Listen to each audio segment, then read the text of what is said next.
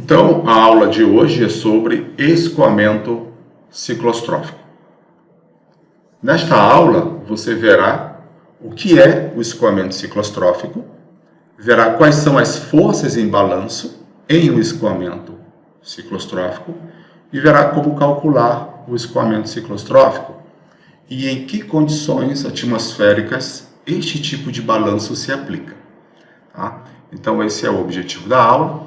Então, a primeira coisa que a gente tem que ver aqui é a seguinte: quando as escalas espacial e temporal do distúrbio são relativamente pequenas, os efeitos associados à rotação da Terra podem ser desprezados, como, por exemplo, o termo de Coriolis. A gente sabe que quanto maior é o sistema atmosférico, em termos de tamanho, vamos dizer assim, maior é o tempo de duração desse sistema. Por exemplo, se você considerar um sistema ali típico de escala sinótica, como um centro de baixa ou alta pressão, esse sistema dura aproximadamente ali a ordem de 2 dias, vai depender de como está a condição atmosférica, e ele tem uma escala espacial da ordem de 1.000 quilômetros, 2.000, 3.000 quilômetros, dependendo do sistema que está atuando. Então, por exemplo, você tem um caso de um furacão que começa com uma escala espacial subsinótica, e aí, após o desenvolvimento dele, com o passar do tempo, ele vai se desenvolvendo, e esse tempo, esse ciclo de vida do furacão, por exemplo, num estágio já maduro, pode levar em torno de 4, 5 dias. A gente tem um exemplo do furacão Katrina, que levou todo esse tempo aí no ciclo de vida dele, da formação até a dissipação, quando ele alcançou ali a costa sul dos Estados Unidos. Então, quanto maior o sistema, maior esse tempo de duração. Se você considera, por exemplo, uma nuvem cumulonimbus, dura da ordem de 1 a 2 horas, então você vê que quando você compara em termos de tamanho, a nuvem cumulonimbus é muito menor, do que um distúrbio como um furacão, onde quando ele está na sua fase madura, ele está dentro da escala sinótica, por mais que ele tenha surgido ali dentro da escala subsinótica. Então, quando a gente considera que essa escala espacial e temporal desse distúrbio que a gente está considerando é muito pequena, esses efeitos associados à rotação da Terra podem ser desprezados, como o termo de Coriolis. Então, estou repetindo isso aqui para ficar muito claro para vocês. Para distúrbios atmosféricos com uma duração relativamente curta, como, por exemplo, uma nuvem cumulonimbus, o efeito da rotação da Terra pouco vai importar. Não há tempo suficiente durante esse ciclo de vida desse fenômeno para que ele sinta a rotação do planeta.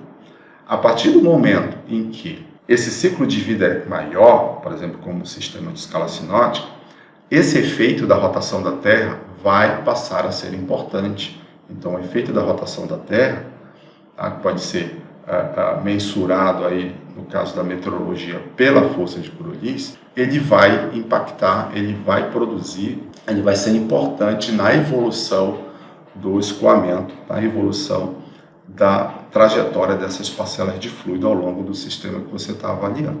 Então, nesse caso do escoamento ciclostrófico, a gente está partindo da premissa de que esse tempo, que essa escala espacial e temporal são curtas, de forma que o efeito da rotação da Terra seja pequeno.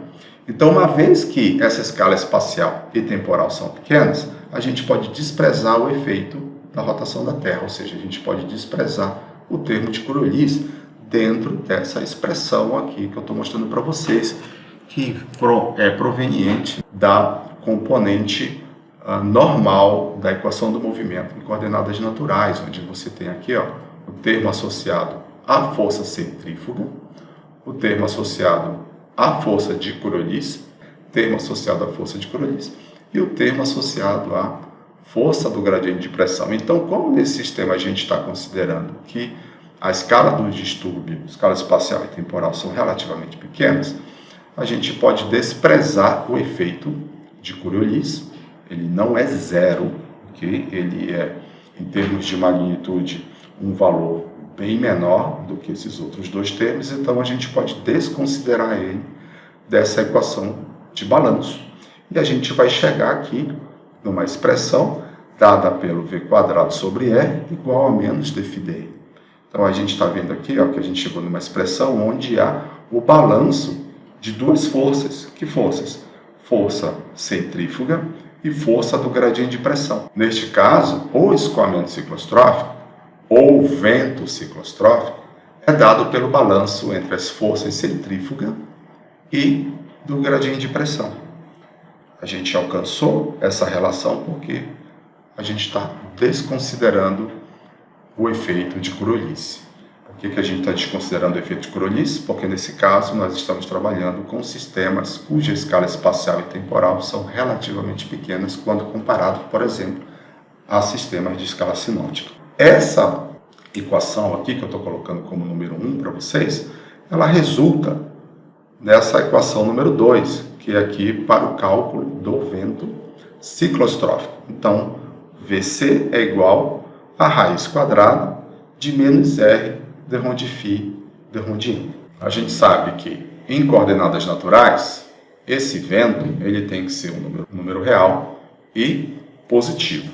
Para que esse número aqui seja real e positivo, a gente tem o seguinte, a gente tem que esse termo do radicando, menos R de rho de φ de rho de N, tem que ser maior que zero. Então, para que a gente tenha uma solução possível, uma solução válida para o escoamento ciclostrófico, utilizando-se essa expressão aqui, a gente tem que ter essa condição que o produto menos R de rho de φ de rho de N seja positivo. Então, isso ocorre para o R sendo positivo, o raio de curvatura sendo positivo e dφdN negativo, ou R sendo negativo e dφdN sendo positivo. Isso por quê? Porque se você tem aqui, ó, por exemplo, R positivo e dφdN negativo, você tem aqui no jogo de sinal, esse valor vai dar positivo e é uma solução possível, fisicamente possível. E aqui a mesma coisa. Como a força de Coriolis é desprezível, como eu falei para vocês, o escoamento em balanço ciclostrófico pode ocorrer de forma ciclônica ou anticiclônica. Veja que aqui a gente não tem o F, A gente não tem mais naquela condição ali de hemisfério, O que acontece no hemisfério norte, o F é positivo no hemisfério norte, negativo no hemisfério sul, e aí isso já diz muita coisa para a gente com relação aos campos que a gente plota ali, considerando essa força.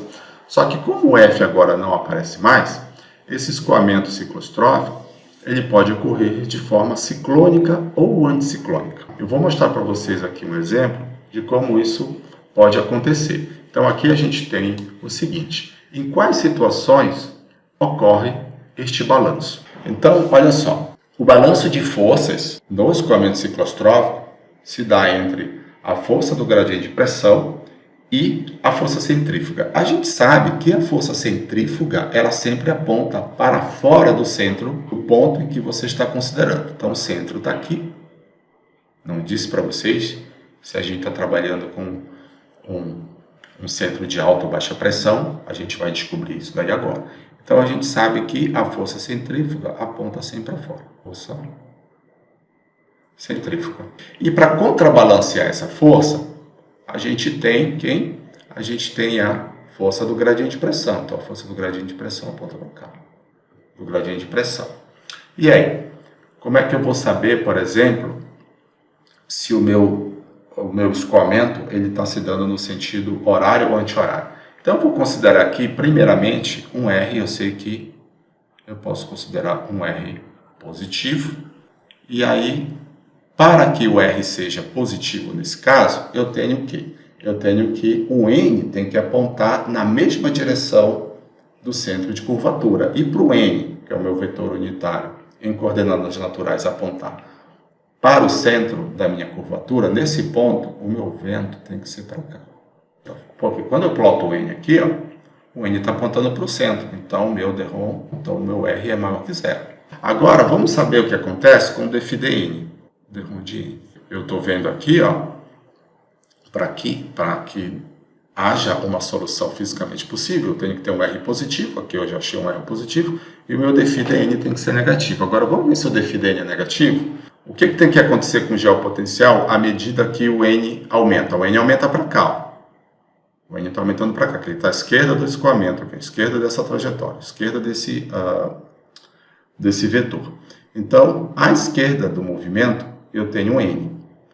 E aí, para o N, para o φ diminuir com N, a pressão aqui, ó, tem que cair. Porque daí eu vou ter o quê? Eu vou ter um geopotencial diminuindo à medida que o N aumenta. Para o geopotencial cair nessa direção, eu tenho que ter um centro de baixa pressão. Porque aqui, ó, eu estou no centro de baixa pressão, à medida que eu me afasto do centro de baixa pressão, a minha pressão aumenta, ou o meu geopotencial aumenta. Então, ó, o geopotencial está diminuindo à medida que N está aumentando. Então, essa condição aqui, ó, é de R positivo e d ρ de φ, d ρ de N negativo. Nessa condição aqui, eu tenho um escoamento ao longo de um centro de baixa pressão girando no sentido anti-horário. E isso pode acontecer tanto no hemisfério norte quanto no hemisfério sul. Vamos ver um outro exemplo aqui. Para ter uma condição possível, de acordo com esse segundo exemplo aqui, eu tenho que ter R negativo e dφdN positivo. Então, para eu ter um R negativo, então eu coloquei ele aqui, ó, R menor que zero, o meu N tem que apontar para fora do centro da curvatura, né? O centro da curva nesse ponto. Então, para ele apontar para fora, eu tenho que ter o N nessa direção. Para o N estar nessa direção aqui para fora, o meu V tem que estar aqui, ó. Que o meu N está para fora, então meu R vai ser naturalmente negativo. E o balanço de forças aqui é a mesma coisa. Ó. A força centrífuga apontando para fora do centro de rotação, o centro aqui da circunferência, ok? Então, a força centrífuga aponta para fora desse centro aqui. E aí, para contrabalancear a força centrífuga, eu tenho a força do gradiente de pressão. Então, a força do gradiente de pressão aponta sempre para a pressão caindo. Então, aqui eu vou ter uma baixa também. Então, aqui eu tenho uma baixa pressão. R negativo. O dφdN, vamos ver o valor do dφdN aqui, ó. Olha o que está acontecendo. O N está apontando para fora, tá certo? O N está para cá, à esquerda do movimento. Só que para cá, o N aumenta, e o que está acontecendo com o geopotencial? À medida que eu me afasto do centro aqui dessa baixa pressão, o geopotencial aumenta também. Então, o que está acontecendo com o geopotencial à medida que N aumenta? Está aumentando, então essa relação aqui é positiva. Esse tipo de escoamento é um escoamento onde existe o balanço entre a força do gradiente de pressão e a força centrífuga. Relembrando, força centrífuga sempre apontando para fora, aqui do centro, e a força do gradiente de pressão contrabalanceando a força centrífuga.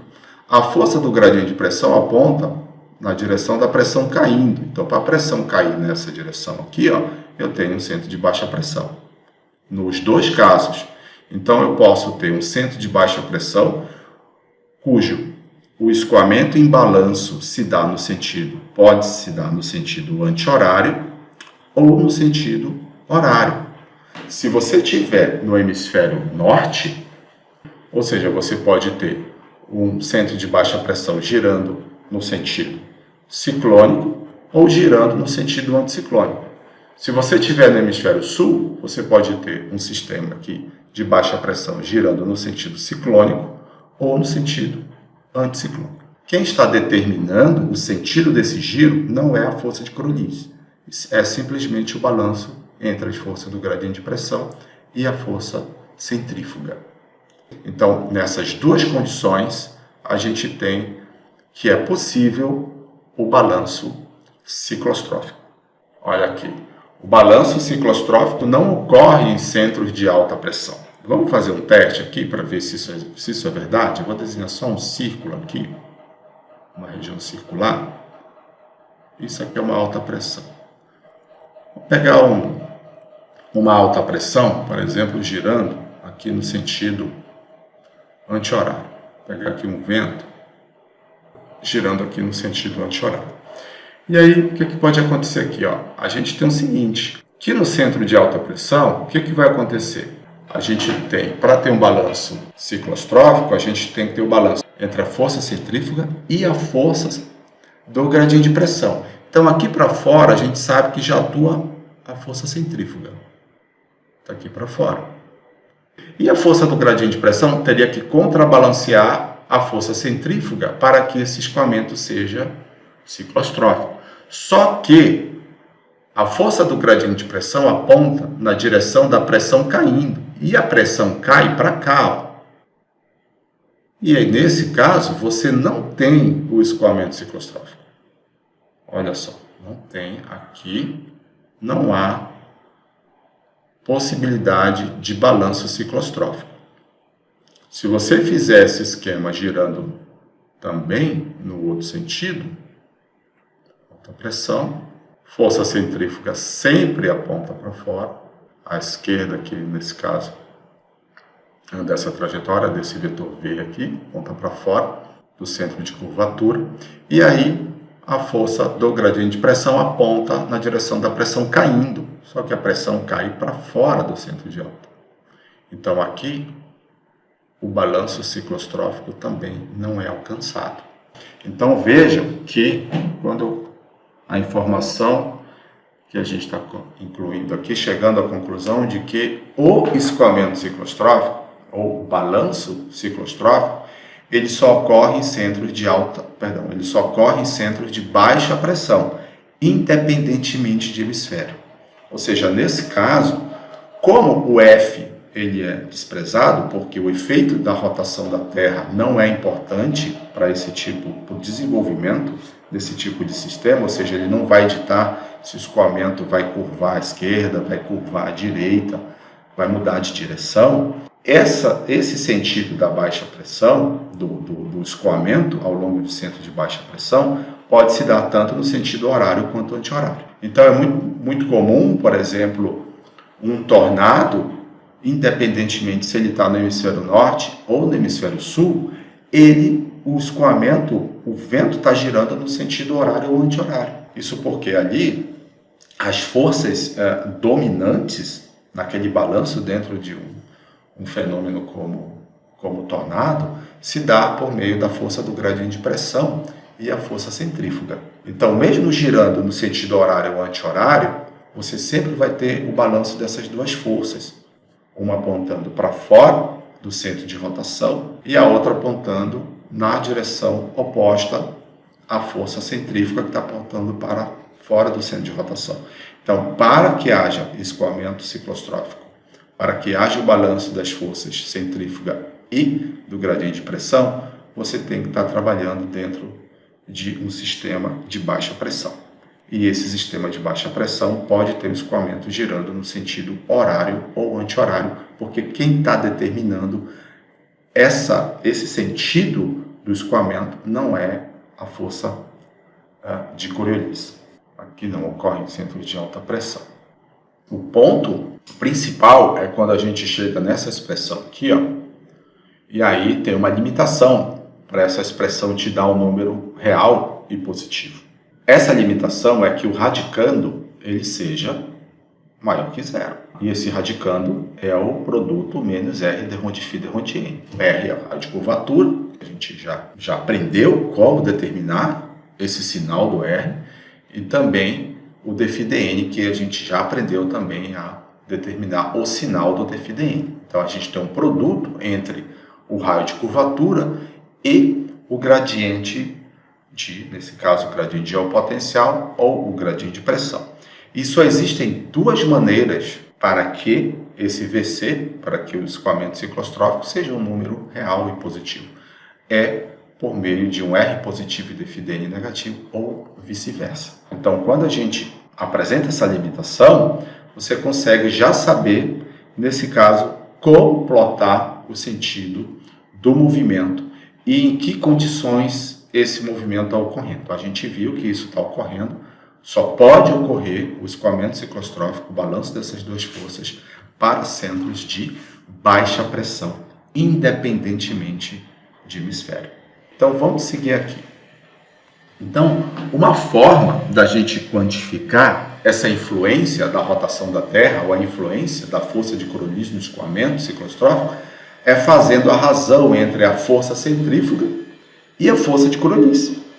Tá? Então, esse número, essa razão entre a força centrífuga e a força de Crolles, ela vai dar um número que a gente chama de número de Rossby, que a gente viu já em outras aulas, né? O número de Rossby é um número adimensional, que é dado pela razão entre um termo de aceleração inercial e um termo de aceleração não inercial. Esse termo de aceleração não inercial tem a ver com a força de Crolles.